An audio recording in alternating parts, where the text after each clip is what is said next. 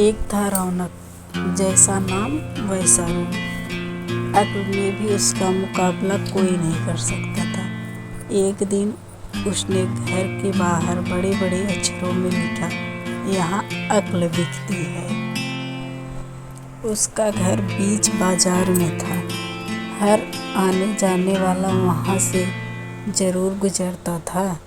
हर कोई बोर्ड देखता, हंसना और आगे बढ़ जाता। रौनक को विश्वास था कि उसकी दुकान एक दिन जरूर चलेगी।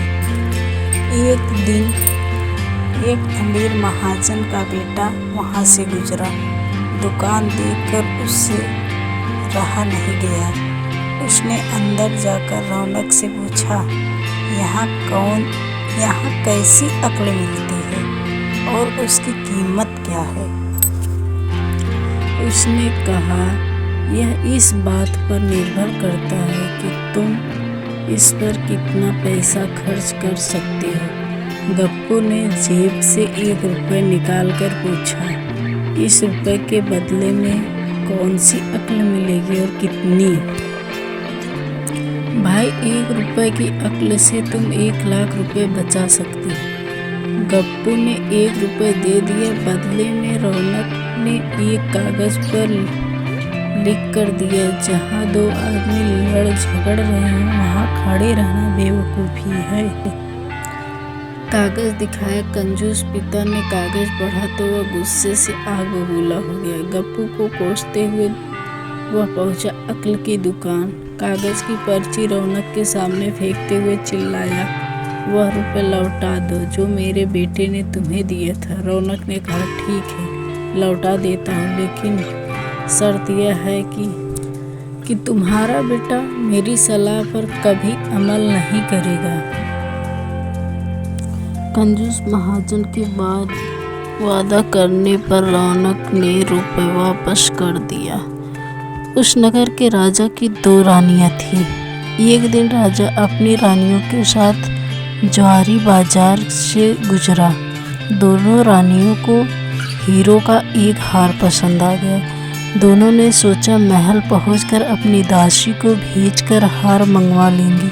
संयोग से दोनों दासियों एक ही समय पर हार लेने पहुंची। बड़ी रानी की दासी बोली, मैं बड़ी रानी की सेवा करती हूँ, इसीलिए हार मैं लेकर जाऊंगी। और दूसरी बोली, पर राजा तो छोटी रानी को ज़्यादा प्यार करते हैं, इसलिए हार पर हक मेरा है।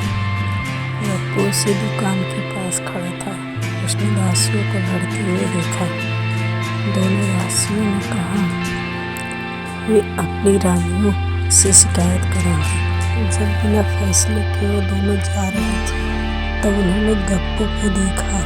बोले, यहाँ जो कुछ हुआ तुम उसके गवाह रहना। दासियों ने रानी से अपनी रानियों ने राजा से शिकायत की। राजा की दासियों की खबर ली। राजा ने दासियों की खबर ली। दासियों ने कहा, गप्पू से पूछ लो, वह वहीं मौजूद था। राजा ने कहा, बुलाओ गप्पू को, गवाही के लिए कल ही झगड़े का निपटारा होगा। इधर गप्पू हैरान, पिता परेशान। आखिर दोनों पहुंचे अकल की दुकान। माफ़ी मांगी और मदद भी। रौनक ने कहा, मदद तो मैं कर दूं, पर आप जो मैं अक्ल दूंगा उसकी कीमत है 5000 रुपये। मरता क्या ना करता। कंजूस पिता के कुड़ते हुए दिए 5000। रौनक ने अक्ल दी कि गवाही के समय गप्पू पागलपन का नाटक करे और दासियों के विरुद्ध कुछ न कहे। अगले दिन गप्पू पहुंची दरबार में, करने लगा पागलों जैसी हरकतें। राजा ने उसे वापस भेज दिया और कहा, पागल की गवाही पर भरोसा नहीं कर सकते। गवाही के अभाव में राजा ने आदेश दिया, दोनों रानियां अपनी अपनी दासियों को सजा दें, क्योंकि यह पता लगाना मुश्किल है कि झगड़ा किसने शुरू किया है। बड़ी रानी तो बड़ी खुश हुई, छोटी को बहुत गुस्सा आया। गप्पू को पता चला कि छोटी रानी उससे नाराज है, तो वह फिर अपनी सुरक्षा के लिए परेशान हो गया। फिर पहुंचा अक्ल की दुकान। रौनक ने कहा, इस बार अक्ल की कीमत 10,000 रुपये। पैसा लेकर रौनक बोला, एक ही रास्ता है, तुम वह हार खरीद कर छोटी रानी को उपहार में दे दो। गप्पू साकेत में आ गया, बोला, अरे ऐसा कैसे हो सकता है, उसकी कीमत तो 1,00,000 रुपये है। रौनक बोला, कहा था ना उस दिन जब तुम पहली बार आए थे कि 1 रुपये की अक्ल से तुम 1,00,000 रुपये बचा सकते हो। गप्पू बोला। गप्पू को हार खरीद कर भेंट करना पड़ा। उधर अक्ल की दुकान चल निकली। कंजूस महाजन सिर पीट कर रह गया। दोस्तों, हमारी कहानी पसंद आई हो तो हमारे चैनल को सब्सक्राइब ज़रूर करिएगा।